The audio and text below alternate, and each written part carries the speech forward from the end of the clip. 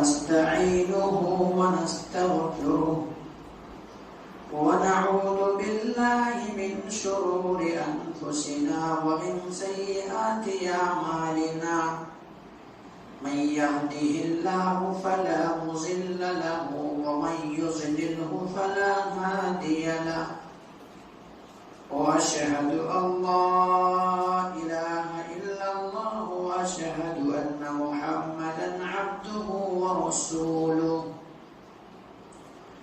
يا أيها الذين آمنوا اتقوا الله حق تقاته ولا تموتن إلا وأنتم مسلمون يا أيها الناس اتقوا ربكم الذي خلقكم من نفس واحدة وخلق منها زوجها وبث منهما رجالا كثيرا ونساء واتقوا الله الذي تساءلون به والأرحام إن الله كان عليكم رقيبا يا أيها الذين آمنوا اتقوا الله وقولوا قولا سديدا يصلح لكم أعمالكم ويغفر لكم ذنوبكم ومن يطع الله ورسوله فقد فاز فوزا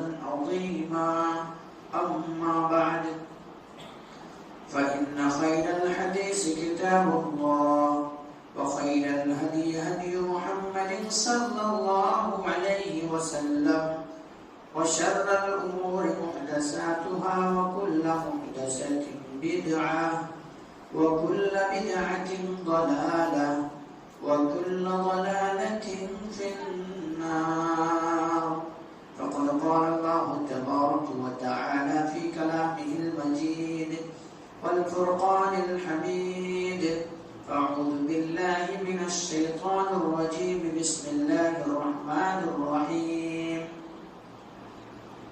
وقال الله عز وجل الذين آمنوا ولم يلبسوا إيمانهم بظلم أولئك لهم الأمن وهم مهتدون وقال الله عز وجل الذين آمنوا وتطمئن قلوبهم بذكر الله ألا بذكر الله تطمئن القلوب قال رب اشرح لي صدري ويسر لي أمري واحلل عقدة من لساني يفقهوا قولي رب زدني علما رب زدني علما اللهم رب زدني علما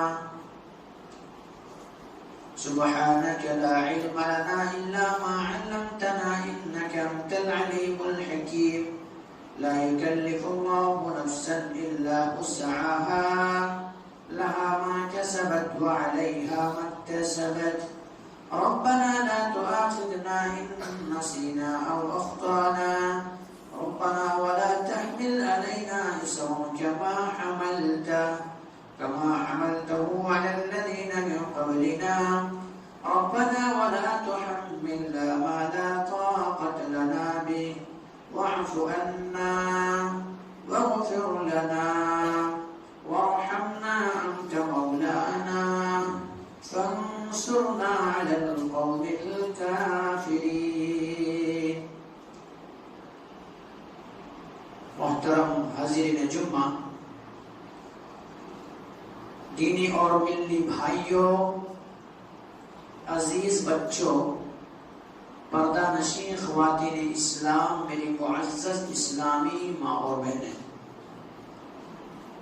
تمام تعریف، حمد و ثنا، کبریائی و بڑائی اس وحدہ لا شریک خالق کائنات مالک ارض و سما کے لیے ہے جس نے ہم بنی و انسانوں کو اس روئے زمین کے اندر مبعوث کیا، اس روئے زمین کے اندر پیدا کیا، اور پیدا کرنے کے بعد اللہ سبحانہ و تعالیٰ نے ہمیں یوں ہی بلا چوچو چرا بھٹکتا بارہ پر نہیں چھوڑا، بلکہ ہمارے رہنمائی کے لیے، ہمارے رشد و ہدایت کی خاطر 1,24,000 کم و بیش انبیاء کرام کو اس روئے زمین کے اندر مبعوث کیا، اس روئے زمین کے اندر بھیجا۔ تمام کے تمام نبیوں کے اوپر درود ہو اور تمام کے تمام رسولوں کے اوپر بھی خصوصاً بالخصوص میرے آپ کا آقا جناب محمد رسول اللہ صلی اللہ علیہ وسلم پر اللہم صلی علی محمد وعلی آل محمد کما صلیت علی ابراہیم وعلی آل ابراہیم انکا حمید مجید اللہم بارک علی محمد وعلی آل محمد کما بارکت علی ابراہیم وعلی آل ابراہیم انکا حمید مجید۔ محترم سامعین کرام، میں نے آپ حضرات کے سامنے قرآن مقدس سے 2 آیت تلاوت کی ہے۔ پہلی آیت جو آپ حضرات کے سامنے پڑھی گئی ہے وہ آیت سورہ انعام سے ہے اور آیت 80 پر 2 ہے۔ اسی طرح سے آپ حضرات کے سامنے دوسری آیت جو پڑھی گئی ہے وہ سورہ رعد سے ہے اور آیت 28 ہے۔ اس مناسبت سے آج میں آپ حضرات کے سامنے بیان کروں گا سکون زندگی برباد کرنے والے اسباب۔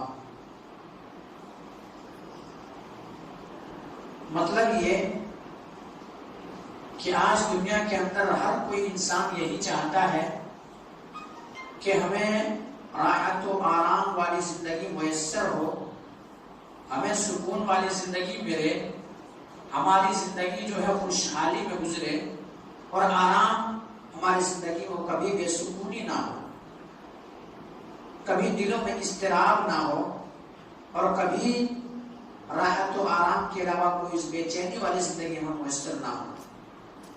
لیکن ہمیں اور آپ کو سکون والی زندگی کہاں ملے گی؟ یا پھر یوں کہیے کہ انسان کی زندگی میں اگر سکون نہیں ہے، آرام نہیں ہے، راحت نہیں ہے اور بے سکونی کی زندگی بسر کرنے پر مجبور ہے، بے سکونی سے زندگی کاٹ رہا ہے، تو آخر وجہ کیا ہے جس کی وجہ سے انسان بے سکونی کی زندگی کاٹنے پر مجبور ہو رہا ہے؟ تو اسی لیے موضوع خطابت ہے سکون زندگی برباد کرنے والے اسباب و علاج۔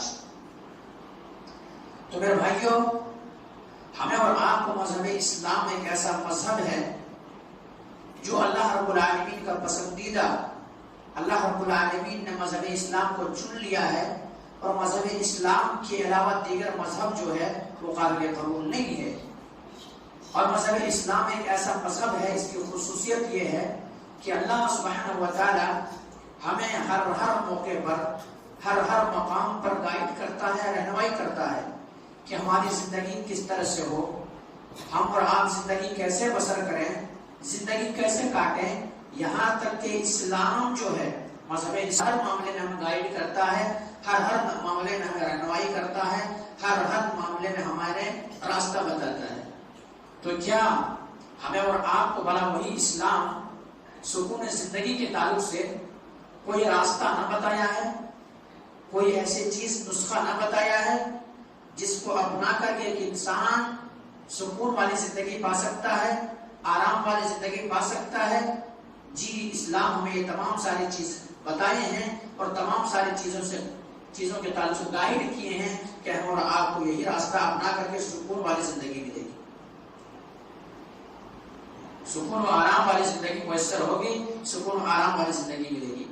تو آئیے میں بتاؤں آپ کو، اگر ہمیں اور آپ کو سکون چاہیے، ہمیں اور آپ کو آرام چاہیے، ہمیں اور آپ کو راحت والی زندگی چاہیے، تو ہمیں اور آپ کو کیا کرنا پڑے گا؟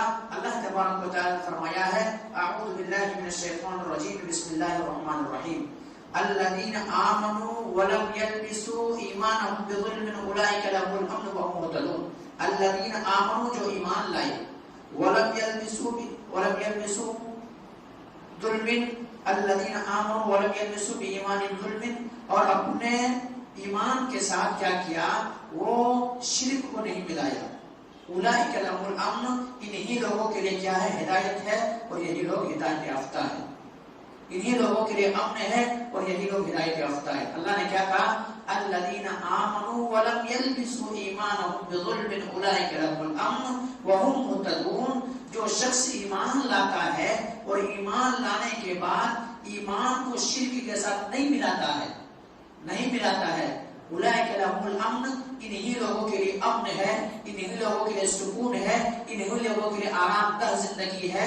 اولئک هم المفلحون، اور یہی کیا ہے؟ اولئک هم المهتدون، اور اور یہی ہدایت یافتہ ہیں، یہی ہدایت یافتہ ہیں۔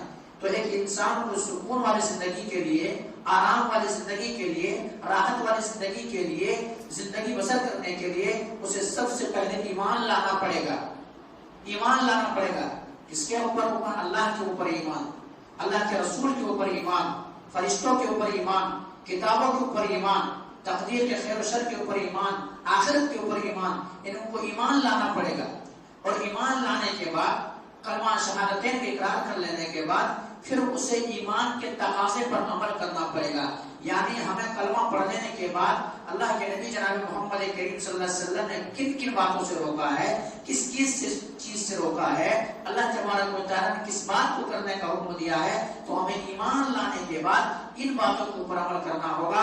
اگر ہم اور آپ ایمان لائیں گے اور ان باتوں کے اوپر ایمان کریں گے تو انشاءاللہ اللہ تبارک و تعالیٰ نے کہا ہے الذین آمنوا ولم یلبسوا ایمانهم بظلم اولئک لهم الامن وهم مهتدون، جو لوگ ایمان لائے اور ایمان کے ساتھ اپنے شرک کو نہ ملایا، اولئک لهم الامن، یہی لوگ راحت والی زندگی میں ہے، امن والی زندگی میں ہے، اولئک هم مهتدون، اور یہی ہدایت یافتہ ہے۔ تو سب سے پہلا نسخہ جو ہے سکون زندگی کے لیے، آرام و راحت والی زندگی کے لیے کیا ہے؟ ہمیں اور آپ کو اسلام پر عمل کرنا ہوگا، ایمان لانے کے بعد ان کے تقاضے پر عمل کرنا ہوگا، تو ہمیں اور آپ کو کیا ہے؟ سکون والی زندگی ملے گی۔ اللہ تبارک و تعالیٰ بھی یہی دو انداز میں کہتا ہے۔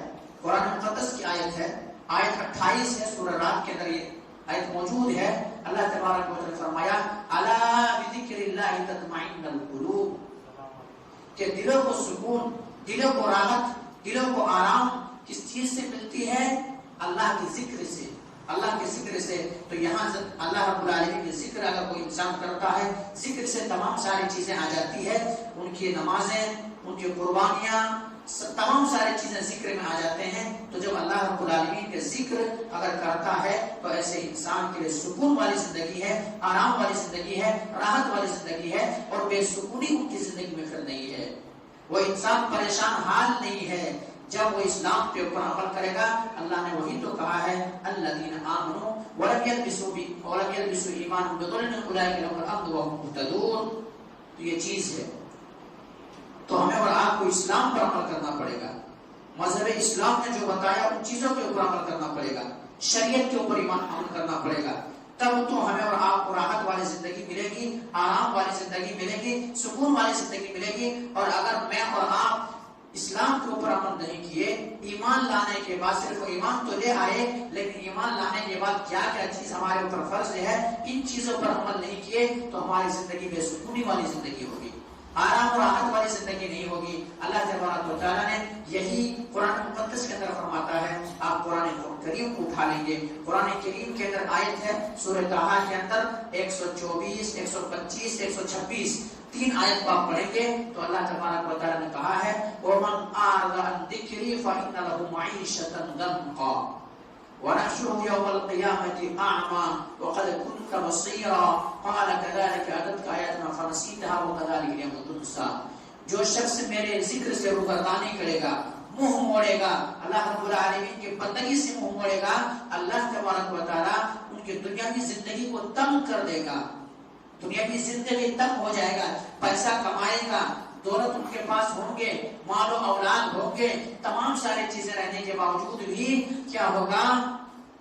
ان کی زندگی تنگ ہو جائے گی، سکون نہیں ہوگے، آرام نہیں ہوگا، راتوں کے اندر ایسے بے چین رہے گا، راتوں کے اندر جب تک کہ وہ دوائی نہ کھا لے تب تک انہیں نیند نہیں آئے گی، تمام نعمتوں کی فراوانی ہوگی لیکن چین و سکون چھن جائے گا۔ اسی لیے اللہ نے کہا ہے وَمَنْ أَعْرَضَ عَنْ ذِكْرِي فَإِنَّ لَهُ مَعِيشَةً ضَنْكًا، جو بھی میرے ذکر سے منہ موڑے گا ان کے دنیاوی زندگی تنگ کر دوں گا، اور قیامت کے دن اندھا کر کے اٹھاؤں گا، قیامت کے دن نابینا ہو کے اندھا ہو کر کے اٹھے گا وہ انسان۔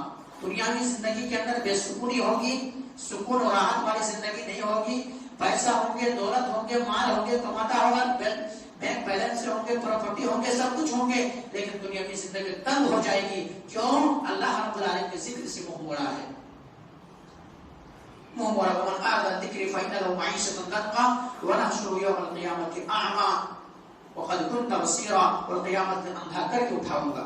اندھا ہو کر کے اٹھے گا انسان، وہ انسان اقرار کرے گا، کہے گا اللہ تبارک و تعالیٰ دنیا کے اندر مجھے آنکھیں دی گئی تھی، میں آنکھوں سے دیکھتا تھا، لیکن آج اندھا ہو کے کیوں اٹھ رہا ہوں، آج بینائی کیوں چھن گئی ہے، آج دکھائی کیوں نہیں دے رہا ہے۔ اللہ اکبر، وہاں پہ جواب دے گا اللہ تبارک و تعالیٰ، قال كذلك اتتك آیاتنا فنسیتها وكذلك اليوم تنسى، تمہارے سامنے تم نے میری آیتوں کو بھلا دیا تھا، اس لیے آج میں تمہیں بھلا دیا ہوں۔ تمہارے سامنے واضح و نصیحت کی جاتی تھی، تقریر کیا جاتا تھا، قرآن و حدیث پڑھ کے سنایا جاتا تھا، لیکن تمہارے کان میں جوم تک نہیں رہتی تھی، تمہیں بات سمجھ میں نہیں آتی تھی، تم نے قرآن کو بھلا دیا تھا، آیتوں کو بھلا دیا تھا، تمہارے سامنے ذکر کیا جاتا تھا تاکہ ایسا ہونے کے بعد میرے دل کو سکون پہنچاؤ، جس سے میرے دل کو آرام پہنچاؤ، میرے دل کو راحت پہنچاؤ، میرے دل کے اندر جو اضطراب ہے، جو مضطرب ہو گیا ہے، دل کے اندر بے سکونی جو ہے، آپ ایسا کرو، ارحنا یا بلال اقم الصلاۃ، اے بلال آذان کہو اور میرے دل کو سکون پہنچاؤ۔ تو یہ چیز ہے میرے بھائیوں، ہم اور آپ چاہتے ہیں کہ ہم مسجدوں سے دور ہو کر کے، اللہ رب العالمین کی عبادت سے دور ہو کر کے، اللہ رب العالمین بندگی سے دور ہو کر کے، اللہ تبارک و تعالیٰ جس مقصد کے لیے پیدا کیا ہے اس مقصد کو بھول کر کے سکون والی زندگی ہمیں ملے گی، راحت والی زندگی ہمیں ملے گی، تو ہمیں اور آپ کو یہ زندگی کبھی نہیں مل سکتی ہے، کبھی نہیں مل سکتی ہے۔ سکون والی زندگی چاہیے، آرام والی زندگی چاہیے، تو ہمیں اور آپ کو مذہب اسلام نے جو طریقہ بتایا ہے، نبی کریم صلی اللہ علیہ وسلم جو طریقہ بتائے ہیں، صحابہ کرام جس طریقے پہ چلے ہیں، اس طریقے پر اگر چلیں گے، نبی کریم صلی اللہ علیہ وسلم کا جو طریقہ ہے اس طریقے کو اپنائیں گے، تب تو ہمیں راحت والی زندگی ملے گی، آرام والی زندگی ملے گی، سکون والی زندگی ملے گی، ورنہ پھر راحت و آرام والی زندگی ہماری زندگی میں نہیں ہوگی۔ اس لیے اللہ کے نبی جناب محمد کریم صلی اللہ علیہ وسلم کی زبان اطہر سے یہی بات نکلتی تھی، ارحنا یا بلال اقم الصلاۃ، اے بلال آذان کہو میرے دلوں کو سکون پہنچا۔ آج ہم اور آپ سکون چاہ رہے ہیں اس چیز کو چھوڑ کر کے، آج ہم اور آپ آرام چاہ رہے ہیں اس چیز کو چھوڑ کر کے، تو ایسی چیزوں سے سکون نہیں ملے۔ آج انسان کے پاس مال ہے، دولت ہے، پراپرٹی ہے، صاحب سلطنت ہے، سب کچھ ہے، لیکن آرام نہیں ہے، تو یہی زندگی ہے، کیونکہ اللہ تبارک و تعالیٰ نے فرمایا وَمَنْ أَعْرَضَ عَنْ ذِكْرِي فَإِنَّ لَهُ مَعِيشَةً ضَنْكًا، ہم ایسا کریں گے کہ ان کے دنیاوی زندگی کو تنگ کر دیں گے، خوشحال نہیں رہے گا، وہ تنگ کر دیں گے، تو دنیاوی زندگی ہمارا آپ کی تنگ ہے۔ تو ہمیں اور آپ کو اگر آرام چاہیے، سکون چاہیے، تو کیا کرنا پڑے گا؟ اسلام نے جو طریقے بتلائے ہیں ان طریقوں پہ عمل کرنا پڑے گا۔ پہلا اصول، پہلا طریقہ، پہلا اصول اور پہلا طریقہ۔ دوسرا، ہمیں اور آپ کو اللہ تبارک و تعالیٰ نے جو دیا ہے، یعنی کام و کاج کرنے کے بعد، محنت کرنے کے بعد، مشقت کرنے کے بعد، کوشش کرنے کے بعد، سب کچھ کیے، محنت و مشقت کیے، جتنا ہونا تھا اتنا کوشش کیے، اب اس کے باوجود بھی ہمیں اور آپ کو جو ملا ہے اس پر صبر کرنا، جو مل گیا ہے اسی پر قناعت کرنا، اسی پہ صبر کرنا۔ ایسا نہیں کہ اب جو ملا ہے، دوسرے جو مالدار ہے اس شخص کو دیکھ دیکھ کر کے، اس کو دیکھ دیکھ کر کے کہ ان کے پاس اتنا جائیداد ہے، ان کے پاس اتنا مال ہے، ان کے پاس یہ چیزیں ہیں، ان کے پاس یہ چیزیں ہیں، پھر ایسا اگر آپ کی زندگی میں ہوگی تو سکون ختم ہو جائے گی۔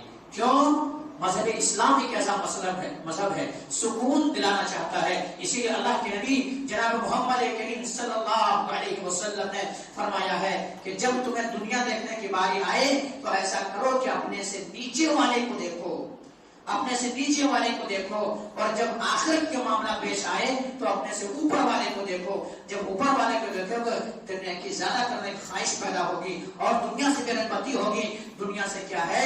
دنیا سے تم کنارہ کش ہو کر کے نکل جاؤ گے۔ تو جب دیکھنا ہے تو دنیاوی معاملے میں اپنے سے نیچے والے کو دیکھو۔ اگر آپ 200 روپے کما رہے ہیں، آپ دیکھیں کہ آپ سے اس سے بھی کم کمانے والا کوئی ہے، جب ایسا دیکھیں گے تو آپ کی زندگی میں سکون ہوگا، آرام ہوگا، ورنہ آپ کی زندگی میں آپ کم کما رہے ہیں، آپ کروڑ پتی کو دیکھ رہے ہیں، آپ کم کما رہے ہیں، آپ جن کے پاس جائیداد ہے، مال ہے، دولت ہے، سلطنت ہے، سارے چیزیں ان کو دیکھیں گے، تب آپ کی زندگی کے اندر سکون و آرام نہیں رہیں گے۔ تو یہی چیز ہے کہ ہمیں اور آپ کو جو مل رہا ہے اس پر صبر کرنا، اس پر اللہ رب العالمین کی شکر گزاری کرنا اور اللہ تبارک و تعالیٰ کی بندگی کرنا۔ اللہ تبارک و تعالیٰ نے یہی تو کہا ہے، اور جب ہم اور آپ جو مل رہا ہے اس پر کیا جا کر شکر گزاری کریں گے، صبر کریں گے، قناعت کریں گے تو اللہ کا وعدہ ہے، اللہ کا فرمان ہے، زبان تو میری ہے لیکن فرمان عرش والا کا ہے۔ اللہ تبارک و تعالی فرماتا ہے اعوذ باللہ من الشیطان الرجیم بسم اللہ الرحمن الرحیم وَإِن تَعَذَّنَ رَبُّكُمْ لَئِن شَكَرْتُمْ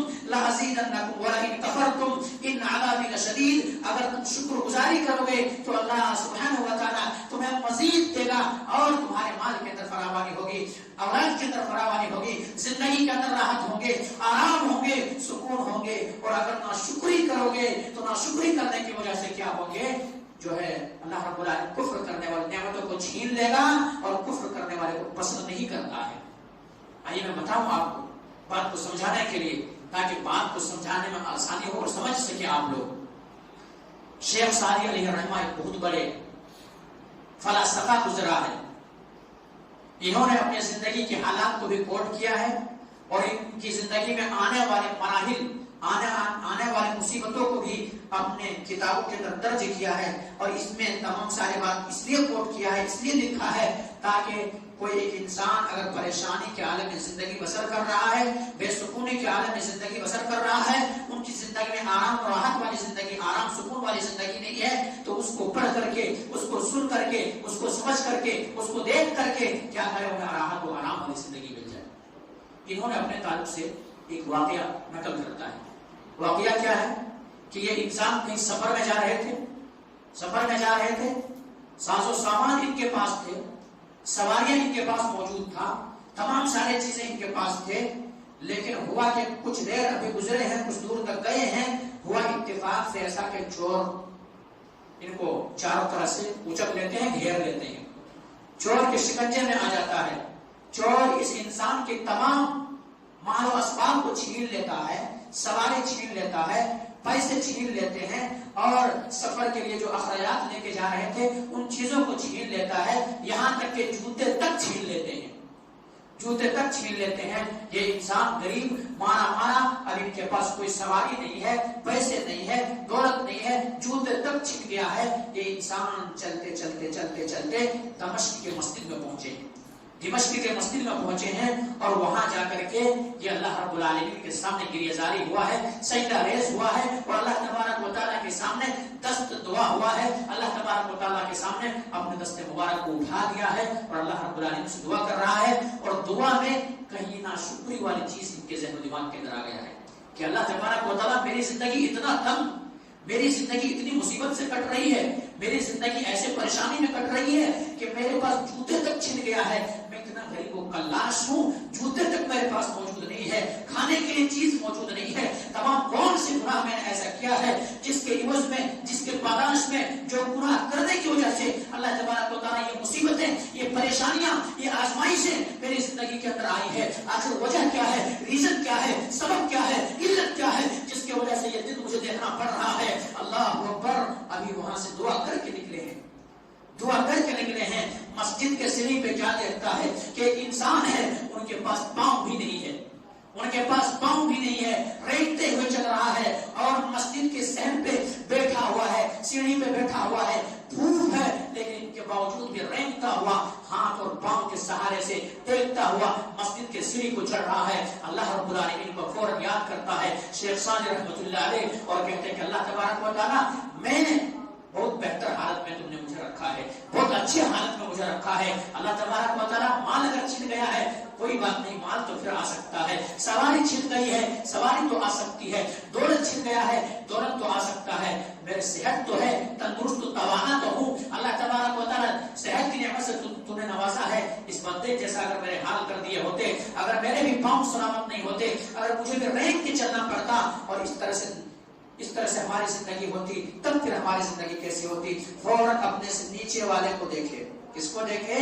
اپنے سے نیچے والے کو دیکھے، اور نیچے والے کو جب دیکھے تو جو راحت والی زندگی ان کی زندگی میں نہیں تھی، سکون نہیں تھا، بے چین ہو رہا تھا انسان اور سکون غائب ہو گیا تھا۔ تو وہ انسان جب اپنے سے نیچے والے کو دیکھتا ہے، نیچے والے کو دیکھنے کے بعد فوراً اللہ رب العالمین کا شکریہ ادا کرتا ہے، اور شکریہ ادا کرنے کا ایک مقصد یہ بھی ہے میرے بھائی، شکریہ ادا کرنے کا سب سے اہم ذریعہ یہ بھی ہے کہ اللہ رب العالمین کا شکریہ صرف اس زبان سے ادا نہ کیا جائے بلکہ اپنے جسم اور اعضاء سے بھی ادا کیا جائے۔ کیسے؟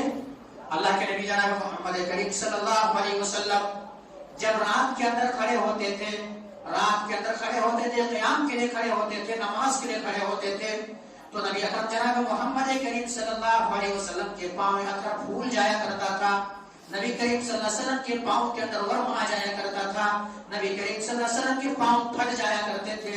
نبی کریم جناب محمد کریم صلی اللہ علیہ وسلم سے سوال کیا گیا، استفسار کیا گیا، پوچھا گیا۔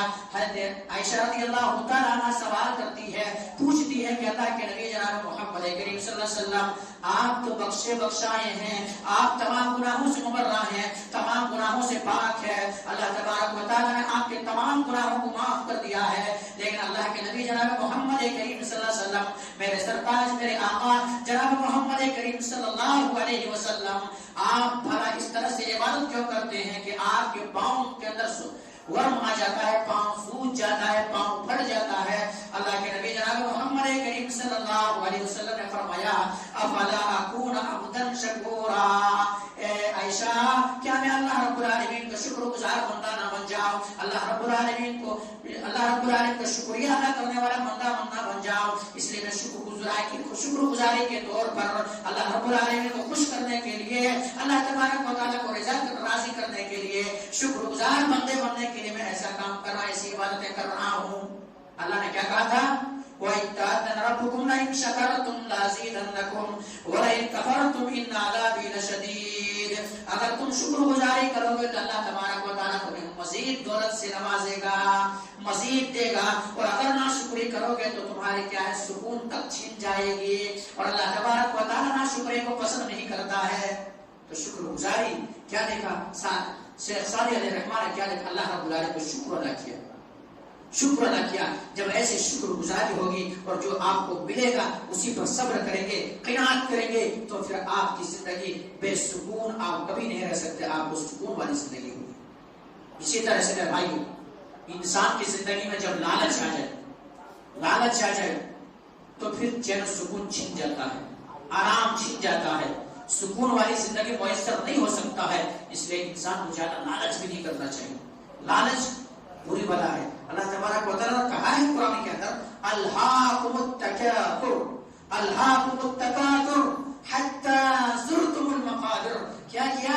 تمہیں جانا کی چاہت نے، جانا کی حرص نے، جانا کی لالچ نے تمہیں غافل کر دیا، غافل کر دیا کہ ابھی ایک بلڈنگ بنایا دوسرا ہونا، دوسرا بلڈنگ بنایا تیسرا ہونا، تیسرا بلڈنگ بنایا چوتھا ہونا، چوتھا کے بعد پانچواں ہونا، پانچواں کے بعد چھٹا ہونا، ہر ایک پہ ایک سوچ بڑھتا جا رہا ہے۔ اللہ کے رسول نے فرمایا کہ انسان بوڑھے ہو جاتا ہے لیکن ان کی دو خواہشیں کبھی پوری نہیں ہوتی ہے۔ ایک خواہش کہ وہ انسان کہ میں ہمیشہ شیر و شکم رہوں، ہمیشہ جوان رہوں، اور دوسرا کہ میرے پاس مال آ جائے، حل من مزید، پیسے آ جائے، پیسے کی طرف، پیسے کی لالچ انسان کو کیا کر دیتا ہے؟ قبر تک پہنچا دیتا ہے۔ اور اللہ کے رسول نے فرمایا کیا کہا کہ انسان زندگی بھر یہی رٹ لگاتا ہے، زندگی بھر یہی کہتا ہے، یقول مالی، یقول عبدی مالی مالی، بندہ کہتا رہتا ہے ہائے میرا مال، ہائے میرا خزانہ، ہائے میرا پیسہ، ہائے میری پراپرٹی، ہائے میرا اولاد، دنیا بھر چیختا ہے، چلاتا ہے، سب کچھ کہتا ہے، یقول عبدی مالی مالی، ندائیں لگاتا ہے، آواز لگاتا ہے، مالی مالی کہتے رہتا ہے۔ لیکن اللہ کے رسول نے فرمایا دیکھو ان کا مال نہیں ہے، بلکہ مال جو ان کے وارثوں کا ہے، صرف اس کا مال تین ہی ہے۔ تین ہی مال کیا؟ وہ مال جو وہ اپنے کھا لیا اور کھانے کے بعد جسم کے اندر تھوڑا توانا ہو گیا، تندرست ہو گیا، جسم کے اندر لگ گیا ہے، کھا لیا۔ آج انسان پیسے والے لیکن کنجوسی کرتا، کھاتا بھی نہیں۔ اللہ نے اگر آپ کو دیا ہے تو آپ کیا کریں؟ فضول خرچی نہ کریں، کیونکہ فضول خرچی کرنے والا شیطان کا بھائی ہے۔ لیکن آپ اپنے جسم پر آپ کو ضرورت کے لیے تو خرچ کر سکتے، آپ کے پاس دولت ہے، آپ کے پاس سلطنت ہے، آپ کے پاس مال ہے، لیکن پھر بھی بھکاری والی زندگی کھانے کا کوئی ڈھنگ نہیں ہے، تو کیا ہے؟ انسان، اللہ کے رسول نے کیا کہا؟ اگر اللہ نے مال دیا ہے تو کیا وہ انسان جو کھا لیا اور آنکھ کو لگ گیا، جسم کو لگ گیا، وہی ان کا ہے۔ جو پہن لیا اور پوشیدہ کر دیا، پوشیدہ کر کپڑے پھاڑ دیا پہن کر کے، وہ ان کے لیے ہے۔ اور تیسرا جو ان کے لیے ہے، جو اللہ کے نام میں خرچ کر دیا، یہ تین چیز ان کے لیے ہے۔ لیکن زندگی بھر کہتا ہے یقول عبدی مالی مالی، ہائے میرا مال، ہائے میرا خزانہ، لیکن یہ کچھ بھی نہیں ہے، بلکہ یہ تینوں چیز ہے. انسان تینوں چیزوں سے روگردانی کر رہا ہے. کھانے کی باری آئی کنجوسی کر رہا ہے، پہننے کی باری آئی کپڑے کی کیا ضرورت ہے، کیا کریں گے پہن کر کے، ایک ہی کپڑے کو بار بار دھل رہا پہن رہا. اللہ نے آپ کو دولت دیا ہے تو آپ ظاہر کریں، اللہ نے سلطنت دیا ظاہر کریں. آپ کو لگے ایسا کہ آپ کے واقعی معاملے میں اللہ نے آپ کو دیا، آپ چیزوں کو ظاہر کریں. پہننے کے معاملے میں بھی یہی معاملہ ہے، بے توجہی ہے. اور اللہ رب العالمین کی راہ میں خرچ کرنے کی باری آئی تو جان نکل جاتی ہے، جان نکل جاتی ہے. جب یہی بندہ جب کہیں چائے کے ہوٹل میں بیٹھتا ہے تو وہاں بیٹھنے کے بعد اگر ان کو سگریٹ اگر 20 روپے کو بھی خریدنے پڑے اور چائے اگر 5 روپے والے 10 روپے کو بھی خریدنے پڑے تو ان کو کم نہیں لگے گا. لیکن مسجد کے ڈبے میں جب دینا ہو تو اس کے وہ 10 روپے بہت بھاری ہو جائے گا. مسجد کے ڈبے میں ڈالنا ہو تو 10 روپے کے لیے سوچے گا، ایسا جیب سے نکالے گا، یہ بھیا یہ کیسا پیسہ ہے، یہ کیسا ہے. تو یہی ہے اللہ کے رسول نے کیا کہا، اللہ کے رسول نے یہی بتایا کہ ایسا ہے کہ کیا کیا جائے. انسان کہتے رہتا میرا مال میرا مال میرا خزانہ، لیکن یہ اس کا نہیں ہے، بلکہ اصل کیا ہے، جو کھا لیا اور جسم کو لگ گیا، جو پہن لیا اور وہ سیدھا ہو گیا اور اللہ کے راہ میں خرچ کر دیا، وہ ان کے لیے ہے. تو اس لیے میرے بھائی ہمیں اور آپ کو ان چیزوں کے اوپر کیا ہے، اور آپ کو کیا ہم پیسے زیادہ لگتا ہے تو اللہ رب العالمین نے خرچ کیا. اسی طرح سے اللہ کے نبی جناب محمد کریم صلی اللہ علیہ وسلم نے فرمایا کہ انسان جب مرتا ہے تو ان کے ساتھ 3 چیزیں جاتی ہیں، 3 چیزیں جاتی ہے، 2 تو واپس آ جاتی ہے، 1 چیز ساتھ جاتی ہے. 3 چیز کیا جاتی ہے؟ انسان جب مرتا ہے تو ان کے جو اولاد ہے اولاد ساتھ جاتی ہے کندھے، چاہے کتنا بھی نافرمان بندہ ہے، کتنا بھی شرکش اور سرکشی پہ اترا ہوا بندہ ہے، کتنا بھی والدین کی نافرمان بندہ ہے، وہ کم سے کم قبرستان تو پہنچتا ہے، اولاد جاتی ہے.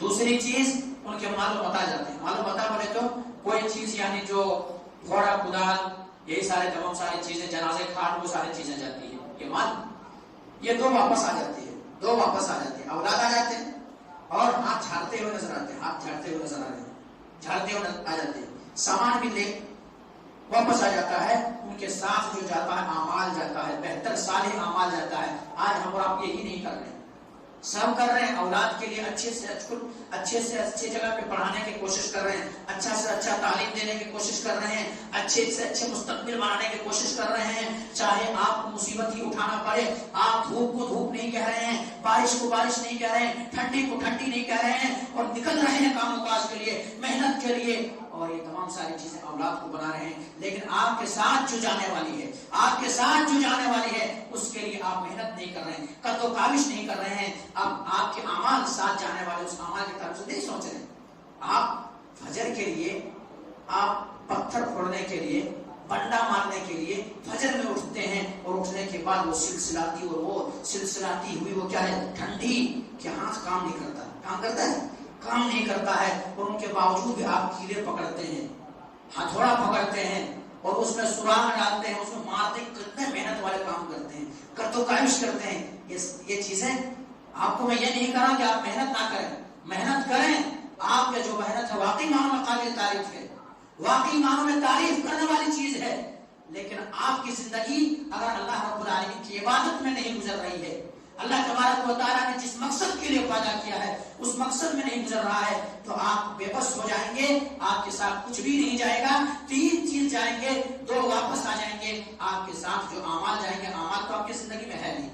آپ کتنا قد و کاوش کر رہے ہیں ان کے لیے. اور وہی چیز اگر آپ کو کہا جائے بھائی آپ ایسا کیجئے کہ 5-10 منٹ کے لیے اللہ کے واسطے ہر کوئی سدھر گیا ہے، پورے اکثر لوگ سدھر رہے ہیں، اکثر لوگ اسلام پہ آ رہے ہیں، اکثر لوگ مسجدوں کو آباد کر رہے ہیں، نمازی بن گئے ہیں، بھائی آپ کیوں نہیں کرتے ہیں؟ تو یہی ہے کہ مولوی صاحب ہم کو کہاں کام سے فرصت ملے تو ہم کچھ کریں نا، کام سے ہمیں فرصت ملے تو کچھ کریں نا.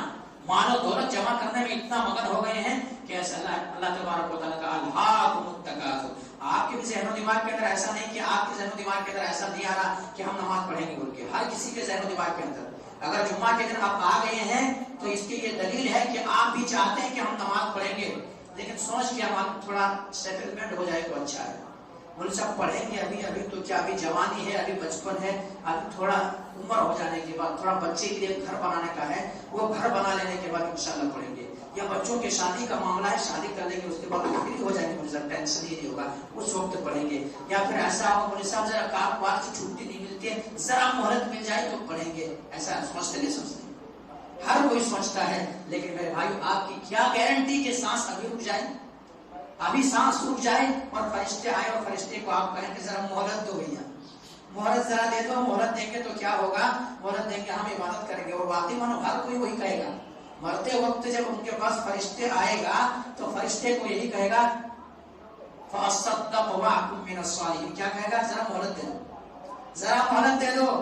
إِلَىٰ أَجَلٍ قَرِيبٍ فَأَصَّدَّقُ وَأَكُن مِّنَ الصَّالِحِينَ. میں جو بھی کمایا تھا اب تو کماتے وقت تو کہہ رہا تھا کہ میرے بیٹے کا ہونا، میرے اولاد کا ہونا، پراپرٹی ان کا ہونا، ان کا ہونا. لیکن اب مجھے سمجھ میں آ گئی ہے، اب سب سمجھ میں آ گئی ہے. اب آنکھیں بند ہونے والی ہے، اب سانسیں رکنے والی ہے. اب ذرا مہلت دو. جو میں نے اولاد کی خاطر کمایا تھا، اولاد کے لیے جمع کیا تھا، حلال و حرام تک کی تمیز باقی نہیں تھی. اب ایسا کرتے ہیں ذرا مہلت دو. کیا کرو گے مہلت اگر دے بھی لیے گئے تو کیا کرو گے؟ آخر کس لیے مہلت پوچھ رہے ہو؟ اس لیے مہلت پوچھ رہا ہوں جو میں نے کمایا تھا سب اللہ کے نام خرچ کر دوں. کیا کہے گا؟ فَأَصَّدَّقُ وَأَكُن مِّنَ الصَّالِحِينَ. میں اللہ کے نام خرچ کر دوں، صدقہ کر دوں اور نیک لوگوں میں سے ہو جاؤں. اب زندگی نے بہت دھوکہ دے دیا ہے، اب دھوکہ نہیں کھاؤں گا.